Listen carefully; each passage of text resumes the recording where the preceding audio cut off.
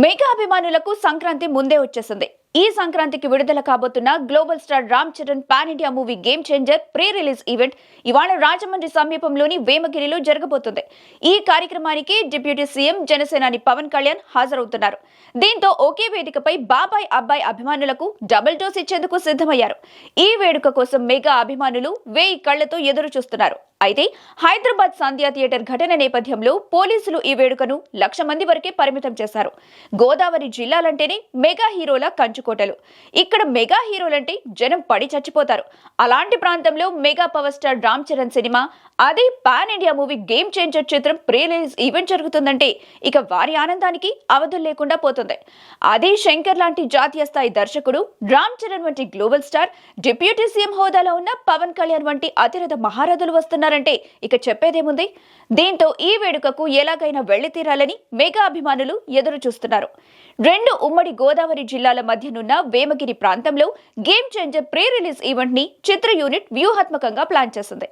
Mega power star Ram Charan cinema విడుదలవుతుందంటే చాలు, ఇక్కడ ఆ సందడి వేరుగా ఉంటుంది. అలాంటిది గేమ్ చేంజర్ లాంటి పాన్ ఇండియా మూవీ వస్తుందంటే ఆ క్రేజ్ మామూలుగా ఉండదు. దీంతో game changer movie pre release event కు వెళ్లి తీరాలని, అక్కడ రామ్ చరణ్, పవన్ కళ్యాణ్ ను నేరుగా చూడాలని, వారి మాటలు వినాలని అభిమానులు ఎదురు చూస్తున్నారు. హైదరాబాద్ సంధ్యా థియేటర్ ఘటన తర్వాత సినీ ఈవెంట్ల విషయంలో నిర్వాహకులు అదనపు జాగ్రత్తలు తీసుకోవాల్సిన పరిస్థితి ఎదురవుతుంది.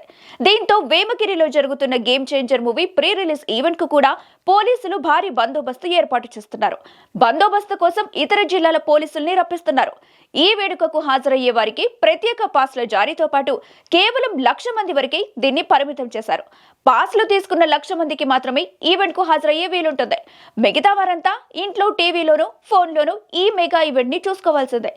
అల్లు అర్జున్ సంధ్యా థియేటర్ ఘటన తర్వాత తెలంగాణ ప్రభుత్వం టాలీవుడ్ పరిశ్రమపై కొన్ని ఆంక్షలు విధిస్తుంది. అయితే ఏపీ ప్రభుత్వం మాత్రం టాలీవుడ్ కు మద్దతుగా నిలుస్తుంది. గేమ్ చేంజర్ మూవీకి సైతం టికెట్ రేట్ల పెంపు సహా అన్ని అనుమతులు ఇప్పటికే ఇచ్చేసింది. అదే సమయంలో తగిన జాగ్రత్తలు తీసుకుంటుంది.